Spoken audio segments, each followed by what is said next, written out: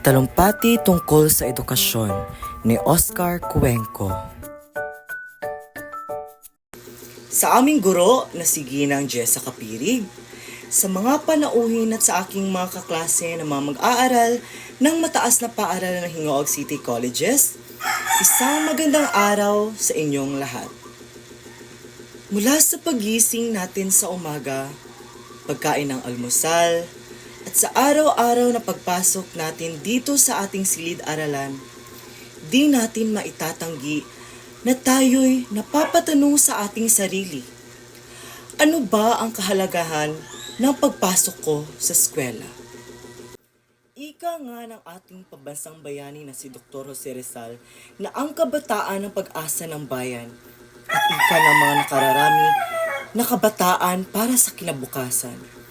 Ngunit mahirap isipin na marami sa mga kabataan ngayon ay hindi nakapag-aral o hindi nakapagtapos ng pag-aaral.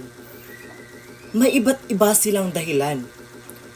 Mayroong mga kabataan na hindi pumapasok sapagkat sila'y tinatamad. May mga kabataan na tumatambay lamang at ang iba naman ay nalulong sa masamang bisyo. Hindi natin dapat pabayaan ang ating pag-aaral sapagkat ito'y pinaghihirapan ng ating mga magulang. Kaya nga meron tayong kasabihan, nasa huli ang pagsisisi. Ang edukasyon ang ating sandata para sa magandang kinabukasan. Hindi lamang para sa ating sarili, kundi para na rin sa ating bayan. Alala ko pa noong nabasa ko sa isang artikulo sa internet na nakapanliit sa ating bayan. Ipinuna sa isang international television program ang isang sistema ng edukasyon sa ating Pilipinas.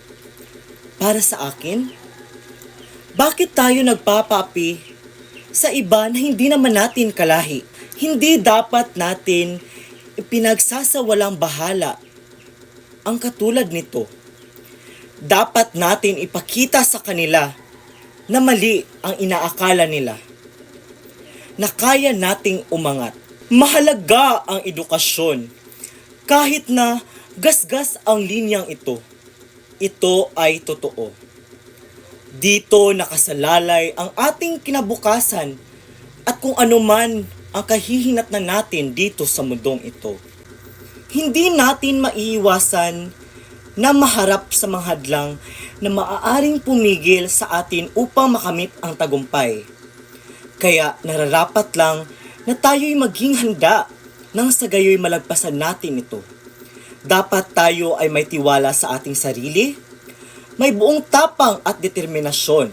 Ang kahirapan ay di hadlang sa kinabukasan.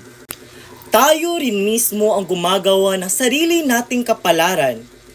Sa pagkamit natin ng tagumpay, huwag nating kalimutan ang pagkakaroon ng pananampalataya sa Diyos. Sa Kanya, lahat ng bagay ay posible. Ang edukasyon ang siyang nagbibigay sa atin ng importansyang umunlad sa ating lipunan. Ito lang ang natatanging kayamanan ng ating mga magulang na maipamamana sa atin. Isa itong kayamanan na hindi makukuha kahit nino man. Tunay ngang edukasyon ang ating pasaporte tungo sa tagumpay. Hindi matatawaran ang kontribusyon nito sa buhay ng mga tao. Lagi nating tatandaan na ang pagpasok sa eskwela ay hindi ibig sabihin na magpakadalubhasa ka. Ang dalhin ka sa tama ay gawain niya. Salamat mga madlang tagapakinig.